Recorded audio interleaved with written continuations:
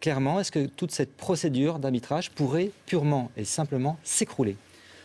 En tout cas, sur le plan du principe, ce rapport que nous révélons dans Le Monde aujourd'hui dit quelque chose.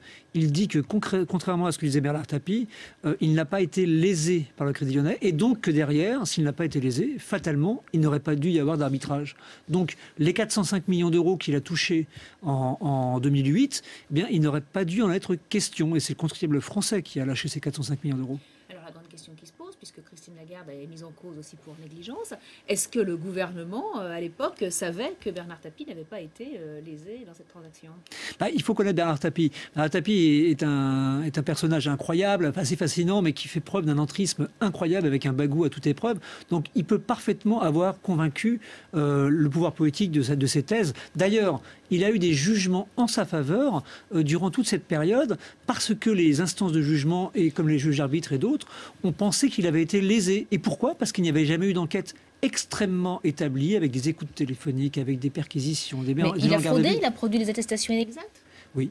Ce que disent les policiers, en tout cas, c'est que tout ce qui a été fait à l'époque pour prouver qu'il avait été lésé, c'était des attestations mensongères, ça figure dans le rapport, c'était des déclarations inexactes, c'était une façon de falsifier des documents pour prouver qu'il avait été lésé, pour récupérer de l'argent qu'il estimait lui être dû. Si l'arbitrage était effectivement remis en cause, on imagine qu'il faudrait rembourser ces 400 millions d'euros. Est-ce que Bernard Tapie en a les moyens ou est-ce qu'il a réparti sa fortune auprès de sa famille peut-être pour avoir moins d'argent en son nom propre? Il a réparti beaucoup. Il a acheté des appartements à tu et à toi, à ses enfants, etc. Il n'est pas ruiné, Bernard Tapie. Simplement, aujourd'hui, sa vie est plus compliquée. Il a été obligé de vendre son yacht, par exemple. Il en pour parler quand même pour acheter Nice Matin. Ça veut dire que ça va quand même pas trop mal.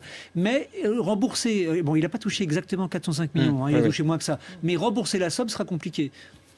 Est-ce qu'il peut engager des poursuites si l'arbitrage est annulé? Est-ce qu'il peut relancer une machine judiciaire? Il a 70 ans, mais il ne s'arrêtera jamais. C'est Bernard Tapie, c'est-à-dire que le mec, il est indestructible, il est sûr de lui, il a un bagou absolu, c'est un bonimenteur, c'est quelqu'un qui vous fait avaler des vessies pour des lanternes, ce qui explique que quelque part, le pouvoir est aussi cru à ses balivernes.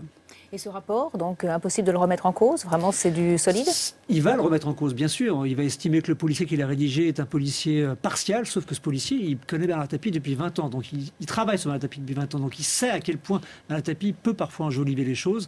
Et le rapport, 37 pages d'enquête précise, minutieuse, très sincèrement, c'est quelque chose qui tient la route. On rappelle qu'il reste mis en examen pour escroquerie en bande organisée, que son avocat aussi, ses relations avec le juge arbitre Pierre Estous sont mises en cause. Oui, ce qui est quand même fascinant, c'est que là, on est en train de dire qu'il n'a pas été lésé, donc il n'y aura pas dû y avoir d'arbitrage. Mais l'arbitrage, il a quand même trouvé le moyen, en tout cas ses proches ont trouvé le moyen de le truquer sciemment. Et dans les jours à venir, il va y avoir d'autres éléments dans le dossier qui prouveront, qui montreront que cet arbitrage a été truqué. Mais est-ce que l'État peut porter plainte contre Bernard Tapie si vraiment il a apporté de fausses preuves, si l'arbitrage a été truqué? L'État a déjà introduit beaucoup de procédures pour annuler cet arbitrage et justement, elles doivent être jugées dans les mois à venir.